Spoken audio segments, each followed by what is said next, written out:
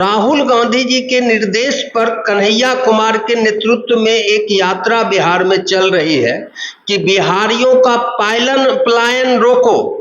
लेकिन बिहार में तो कांग्रेस ने भी राज किया, बिहार में कितने सालों तक कांग्रेस भी सत्ता में रही है, तो वो तब क्यों नहीं रुक पाई पलायन? कन्हैया कुमार जो बोल रहे थे कि जो पद यात्रा जिसको लेकर के कर रहे थे कि पलायन रोको, नौकरी दो, तो कुछ आपके विरोधी पार्टी के लोग हैं वो ये आरोप लगा रहे हैं कि कन्हैया कुमार खुद पलायन कर गए और पलायन रोकने की बात कर रहे हैं। हम कार्यकर्ताओं का अनुरोध है अपने पार्टी से कि आप सीट वही लीजिए जो जीत सकते हैं, वैसा सीट नहीं लीजिए जहां आज तक बीजेपी ही जीतती रहे। बेगूसराय में आप बताइए, तेजस्वी जी खुद मुख्यमंत्री बन जाते उस समय ही, लेकिन उन्होंने अपने ही पैर पर कुल्हाड़ी। कन्हैया कुमार तेजस्वी यादव के साथ स्टेज शेयर क्यों नहीं करते? इतिहास जब तक हिंदुस्तान में रहेगा तब तक कांग्रेस पार्टी बीजेपी के साथ नहीं जाएगी, यही सत्य है। और बाकी जितने आज सेकुलर हैं, चाहे आज है कल थे, सारे लोगों बीजेपी को सहयोग किए हैं, कभी न कभी बीजेपी के साथ रहे। कांग्रेस बीजेपी के साथ कभी नहीं रही है, लेकिन ये भी तो सच है कि कांग्रेस के तमाम बड़े नेता बीजेपी में आज चले गए। देखे होंगे कि इन 10 वर्षों में नरेंद्र मोदी के कार्यकाल में आतंक जितना हमारे नेता पर किया, ईडी, सीबीआई, न्यायालय, यहाँ तक कि संसद की सदस्यता छीन ली राहुल गांधी जी की। कन्हैया कुमार का बिहार में होना क्या संकेत है? क्या कांग्रेस राजद से अलग गठबंधन में लड़ेगी? क्या कांग्रेस अपने बलबूते चुनाव लड़ेगी? जहां कांग्रेस पार्टी जीत सके वह सीट कांग्रेस को दिया जाए, और ऐसा गठबंधन नहीं हो कि गठबंधन दल के नेता जो सीट दे वो हम ले। मतलब आप सीधा सीधी आपने एक लाइन में ये नहीं कहा कि हाँ हम गठबंधन में चुनाव लड़ेंगे। आपके पास बहुत सारी अपनी परिस्थितियां हैं। अब आपके पास क्या आप सामने सुझाव है कुछ कि आपके पास कुछ शर्त है जो किसी शर्त पर गठबंधन में? मैंने तो कहा कि सीधा कहा कि गठबंधन इसलिए मजबूरी है क्योंकि देश पर अभी संकट आया हुआ, लेकिन उस गठबंधन में हम अपने पार्टी से मांग करते हैं कि गठबंधन का गुलाम नहीं, गठबंधन का सहयोगी बने कांग्रेस। 1990 के दशक से पूर्व लोगों की सिंचाई होती थी खेतों की बिजली पर, लोगों की गेहूं की दौनी होती थी बिजली पर, लोगों के घरों में भी बिजली थी। तो फिर जब उस टाइम लोगों के घरों में बिजली थी तो नीतीश कुमार जी जो दावा कर रहे हैं कि हमने बिहार के तमाम गांव में बिजली पहुंचा दी, तो कहीं ना कहीं तो छूटा हुआ था ना? कहीं छूटा नहीं हुआ था। बाद के दशक में जब बिहार में कांग्रेस की सरकार चली गई, जो बिजलियां थी उसको चोरों से चोरी करवा लिया गया, पोल तक काट लिया गया। नमस्कार, मैं मोहम्मद नूर और आप देखना शुरू कर चुके हैं बिहार ई न्यूज। अभी हमारे साथ राकेश सिंह जी है जो कि शाहपुर कमाल विधानसभा से कांग्रेस के प्रत्याशी रह चुके हैं और ये प्रखंड अध्यक्ष भी है कांग्रेस के। तो हमारा सवाल रहेगा कि अभी बिहार के बेगूसराय में कन्हैया कुमार और राहुल गांधी जी रैली निकाल रहे हैं, तो बिहार में क्या कुछ होने वाला, गठबंधन को लेकर के क्या सब सवाल है, तो इसी पर तमाम मुद्दे पर हमारी बात होगी। राकेश जी, सबसे पहले स्वागत है। सबसे पहले आपका शुक्रिया नूर जी, और आपके न्यूज चैनल का शुक्रिया जो आपने मुझे मौका दिया अपने चैनल पर आने का, इसके लिए आपका बहुत बहुत शुक्रिया। मेरा नाम राकेश सिंह है, मैं कांग्रेस से टिकट पर 145 शाहपुर कमाल बेगूसराय बिहार से प्रत्याशी पूर्व में रह चुका हूँ। अभी पार्टी के निर्देश पर बलिया ब्लॉक का प्रेसिडेंट भी हूँ, और पार्टी जो कहती है उसके अनुसार हम चलते हैं। अभी कन्हैया कुमार आए हुए थे बेगूसराय और साथ में राहुल गांधी जी भी आए हुए थे, तो क्या बातें हुई पार्टी को लेकर के और चुनाव को लेकर के? हम सब कांग्रेस कार्यकर्ताओं का ये सबसे बड़ी सौभाग्य हुआ कि हमारे नेता, जो देश के नेता है श्री राहुल गांधी जननायक, बेगूसराय के धरती पर वो आए, और बेगूसराय के धरती पर जब उनका पदार्पण हुआ तो हम कांग्रेसियों की एक शक्ति जगी, और जो हम कांग्रेसी पिछले कई सालों से घरों में बैठे हुए, राहुल गांधी जी के आने के बाद एक आशा जगी कि हम कांग्रेसी उनके नेतृत्व में आने वाले विधानसभा चुनाव पर में एक नहीं कई सीट पर चुनाव लड़ेंगे। तो राहुल गांधी जो आए थे जिस मकसद से, उनका मकसद था कि बिहार में रोजगार दो। जो पद यात्रा लेकर के निकले थे वो ये था कि बिहार में रोजगार दो और पलायन रोको। तो आपको एक चीज, आज बिहार का सबसे बड़ा पिछड़ेपन का जो कारण है, और हम बिहारियों का जो दूसरे राज्य में अपमान झेलना पड़ रहा है, इसलिए हिंदुस्तान का राज्य कोई हो और वहाँ का लेबर जो होता है वो बिहारी होता है। आज हमारी स्थिति ये हो गई है कि हम किसी राज्य में अगर बिहारी कह देते हैं अपने आप को, तो दूसरे राज्य वाला वो गलत नजर से देखता है, उसको लगता है कि एक कचरा उठाने वाला है, कूड़ा उठाने वाला है। तो हम बिहार, जो विकसित बिहार कभी थे, कभी हमारे बिहार में ऑयल रिफाइनरी बनती थी, कभी हमारे बिहार में खाद कारखाना खुलती थी, एनटीपीसी होती थी, कई तरह के उपक्रम होते थे। और आज जहां पूर्व दूसरे राज्य के लोग बिहार में काम मांगने के लिए आते थे, आज हमारी स्थितियां ये हो गई है कि आप बिहार से गुजरने वाले किसी भी रेलवे ट्रैक, किसी भी हाईवे पर आप देख लो तो बिहार लोग आते नहीं हैं, बिहार से लोग जा रहे हैं। तो राहुल गांधी जी के निर्देश पर कन्हैया कुमार के नेतृत्व में एक यात्रा बिहार में चल रही है कि बिहारियों का पलायन रोको। लेकिन बिहार में तो कांग्रेस ने भी राज किया, बिहार में कितने सालों तक कांग्रेस भी सत्ता में रही है, तो वो तब क्यों नहीं रुक पाई पलायन?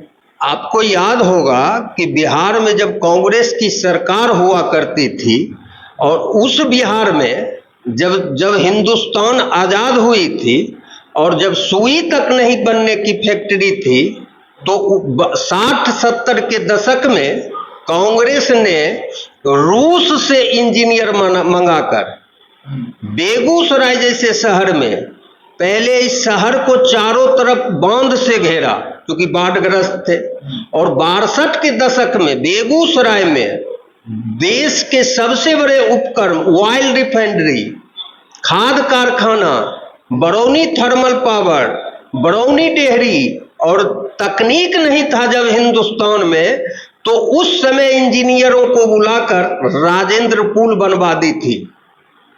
और इतने काम करते आप देखते होंगे कि जिस बिहार में आज घरों में बिजली आने पर नीतीश कुमार जिंदाबाद कर रहे हैं, 1990 के दशक से पूर्व लोगों की सिंचाई होती थी खेतों की बिजली पर, लोगों की गेहूं की दौनी होती थी बिजली पर, लोगों के घरों में भी बिजली थी। तो फिर जब उस टाइम लोगों के घरों में बिजली थी, तो नीतीश कुमार जी जो दावा कर रहे हैं कि हमने बिहार के तमाम गांव में बिजली पहुंचा दी, तो कहीं ना कहीं तो छूटा हुआ था ना?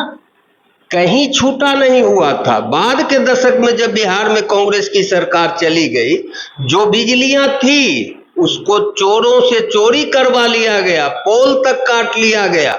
स्टेट ट्यूबवेल जो हमारे बिहार के सबसे किसानों के लिए महत्वपूर्ण था, आज भी आप किसी गांव में चले जाइएगा तो देखिएगा स्टेट ट्यूबवेल का स्ट्रक्चर है, पानी नहीं निकल रहा।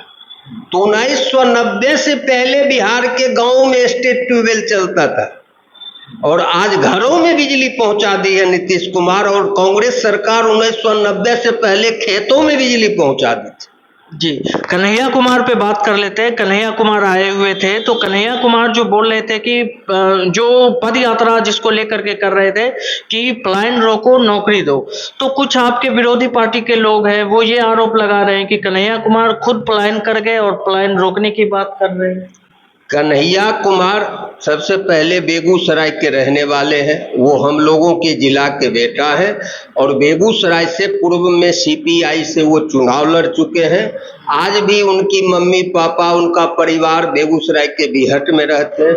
अब कन्हैया कुमार आज के डेट में कांग्रेस में है, तो कन्हैया कुमार हो या हम हो, जो कांग्रेस का में हैं और कांग्रेस के अनुशासित सिपाही हैं, तो पार्टी जिस तरह हमको विधानसभा चुनाव लड़वा दी, फिर कहा कि उसी विधानसभा के एक ब्लॉक का प्रेसिडेंट बन जाओ, हमने उनके फैसला को स्वीकार किया।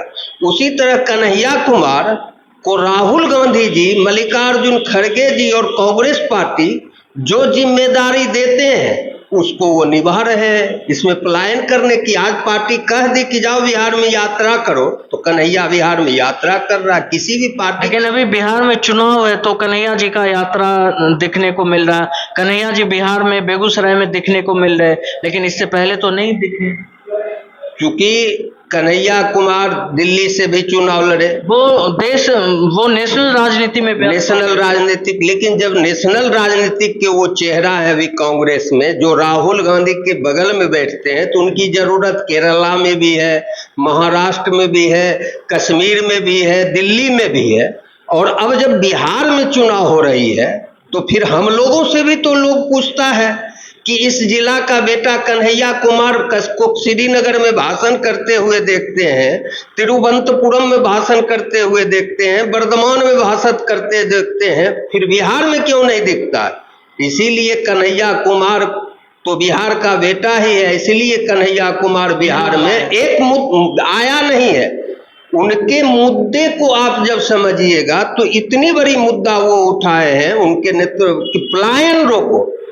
और जिस समय पलायन रुकी और बिहार का विकास हुआ, तो हम खुद ऐसा बिहार बनेंगे जहां लोग आएंगे, नौकरी करने के लिए हम जाएंगे नहीं। कन्हैया कुमार का बिहार में होना क्या संकेत है? क्या कांग्रेस राजद से अलग गठबंधन में लड़ेगी? क्या कांग्रेस अपने बलबूते चुनाव लड़ेगी? सबसे पहले तो इस गठबंधन में तो ये तो बहुत बड़ी बात हो जाती है, और गठबंधन का जो सिलसिला होता है खुद शायद राहुल गांधी जी को भी नहीं अभी पता होगा। जब तक सभी दलों की बैठक नहीं होगी तब तक ये उनको भी नहीं पता होगा कि बिहार में क्या। लेकिन राजद के प्रवक्ता तो बोल रहे हैं कि वो कब से बोल रहे हैं कि हम गठबंधन में ही चुनाव लड़ेंगे, हम कांग्रेस के गठबंधन में चुनाव लड़ने वाले हैं। वो तो हमारे जननायक राहुल गांधी जी भी बोले हैं कि हम गठबंधन में चुनाव लड़ेंगे। अब गठबंधन की सवाल है तो गठबंधन में हम उस पर कमेंट नहीं करेंगे, लेकिन अपने पार्टी से मांग करेंगे, हम किसी अन्य पार्टी से मांग नहीं करेंगे। गठबंधन हो, क्योंकि हमें एक ऐसे तानाशाह से अभी देश में लड़ना पड़ रहा है जो देश के सिस्टम को ही बेच रहा है, देश के स्ट्रक्चर को ही बेच रहा है, देश के भाईचारा को ही बेच रहा है। हो सकता है कल पूरी हिंदुस्तान ही बेच के वो हिंदुस्तान से चला। कौन बेच?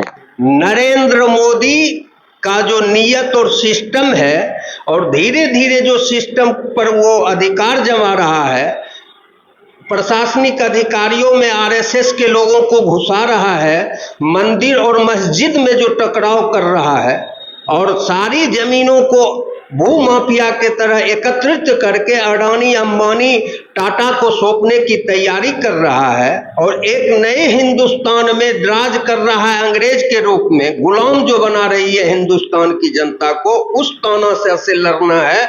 और जब वैसे तानाशाह से लड़ना है तो गठबंधन में भी हम चाहेंगे कि हमारी पार्टी गठबंधन में लड़े, लेकिन मेरी पार्टी जो सीट जीत सके, जहां कांग्रेस पार्टी जीत सके, वह सीट कांग्रेस को दिया जाए। और ऐसा गठबंधन नहीं हो कि गठबंधन दल के नेता जो सीट दे वो हम ले। मतलब आप सीधा सीधी आपने एक लाइन में ये नहीं कहा कि हाँ हम गठबंधन में चुनाव लड़ेंगे। आपके पास बहुत सारी अपनी परिस्थितियां हैं। अब आपके पास क्या आप सामने सुझाव है कुछ कि आपके पास कुछ शर्त है जो किसी शर्त पर गठबंधन में? मैंने तो कहा कि सीधा कहा कि गठबंधन इसलिए मजबूरी है क्योंकि देश पर अभी संकट आया हुआ, लेकिन उस गठबंधन में हम अपने पार्टी से मांग करते हैं कि गठबंधन का गुलाम नहीं, गठबंधन का सहयोगी बने कांग्रेस। हम हैं, हम थे और हम ही रहेंगे। आज जितने लोग कहते हैं कि मैं सेकुलरिज्म का चेहरा पहन लिए, चाहे वो किसी भी दल का, लेकिन भारत के इतिहास में नूर जी आप एक चीज देखिएगा कि अब समस्या इस देश में पैदा हो गई है कि आज जो सेकुलर है और कब मान ले सही एनडीए में जाके सांप्रदायिक हो जाएंगे, क्या कौन जानता है? नीतीश कुमार के बारे में कोई जानता था क्या? चंद्रा बाबू नायडू ने वक्फ बिल में सब सहयोग दे दिया, जिसको मुसलमानों ने 70% वोट दिया, सहयोग कर दिया। चिराग पासवान जिनके पिता बिहार में मुस्लिम मुख्यमंत्री बनाते थे, उन्होंने दे दिया। अजित पवार महाराष्ट्र में, शिंदे जो अभी मुख्यमंत्री थे, तो एक पार्टी इस देश में कांग्रेस पार्टी है जो न कभी बीजेपी के साथ गई है, न कभी जाने की सोच रही है। और इतिहास जब तक हिंदुस्तान में रहेगा तब तक कांग्रेस पार्टी बीजेपी के साथ नहीं जाएगी, यही सत्य है। और बाकी जितने आज सेकुलर हैं, चाहे आज है कल थे, सारे लोगों बीजेपी को सहयोग किए हैं, कभी न कभी बीजेपी के साथ रहे। कांग्रेस बीजेपी के साथ कभी नहीं रही है, लेकिन यह भी तो सच है कि कांग्रेस के तमाम बड़े नेता बीजेपी में आज चले गए। वो हमारे पार्टी के नेता नहीं थे। अभी नरेंद्र मोदी सिस्टम को हाईजैक कर लिया। अब उस सिस्टम को हाईजैक कर लिया, जब सिस्टम ही उनके पास है तो उन पर ईडी का रेड, सीबीआई का रेड, और ये तो धरती है।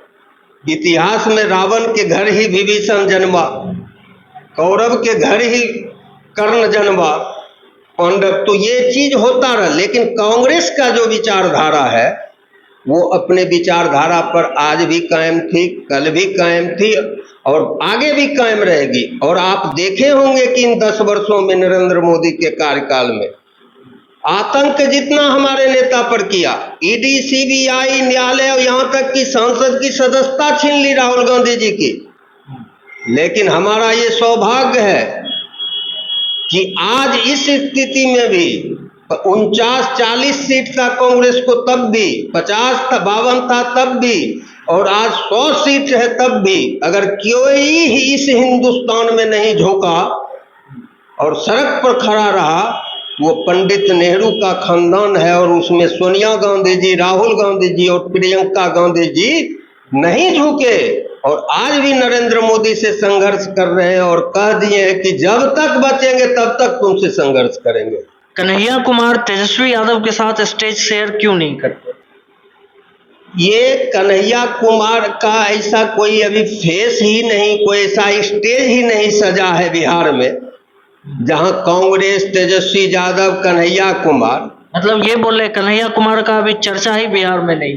नहीं, कन्हैया कुमार का देश में चर्चा है, फिर बिहार में क्यों नहीं चर्चा होगा। मेरा कहने का मतलब है कि कांग्रेस का कोई ऐसा स्टेज ही नहीं सजा है जिस पर कन्हैया कुमार चले।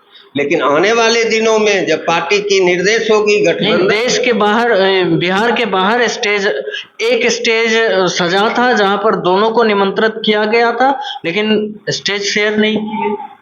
वो उनकी अपनी पॉलिसी होगी। लेकिन कन्हैया कुमार हमारे पार्टी के नेता हैं, हम कार्यकर्ता उनके साथ हैं और उनके साथ अभी काम कर रहे हैं। जब तक वो कांग्रेस में है हमारे नेता हैं, और कांग्रेस से जो चला जाता है वो मेरा न नेता रहता न वो आगे नेता रहेगा। हम लोग कांग्रेस के वर्कर हैं, पिछले 4 पीढ़ियों से इस पार्टी में है, ना जाने कितने नेता आए गए होंगे इस 4 पीढ़ियों में।